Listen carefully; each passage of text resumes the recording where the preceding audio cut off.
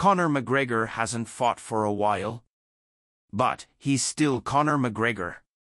So, even though it sometimes looks like his prolific MMA career has come to an end, given he hasn't fought in more than 3 years and hasn't won a fight in more than 4.5 years, the mere mention of his name sets matchmakers to drooling.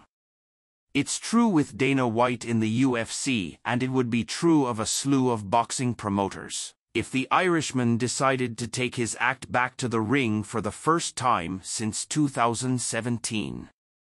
The BUR Combat Team is not immune to the buzz provided by the high-profile spokesperson for Proper No.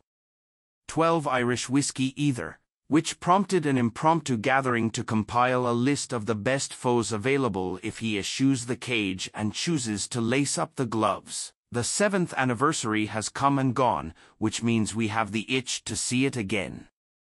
McGregor and heelish boxing contemporary Floyd Mayweather Jr. locked horns in an unprecedented money-making spectacle on August 26, 2017, which allowed Notorious to rake in a cool $30 million for 9+ rounds of work while his opponent cashed out for $100 million while leveling up his own pro record to a pristine 50-0.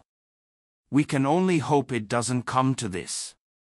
Though it's perfectly reasonable that McGregor won't choose to step back into the ring with a world-class contender, there's a limit to how far it ought to go in the other direction, too.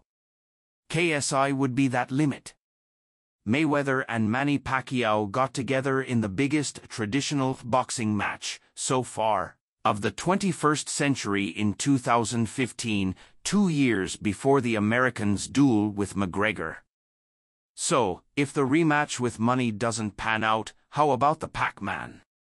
Come on, does anyone really want to see a 58-year-old Mike Tyson fighting?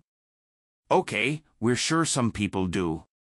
And the former heavyweight world champion's accountants are probably among them.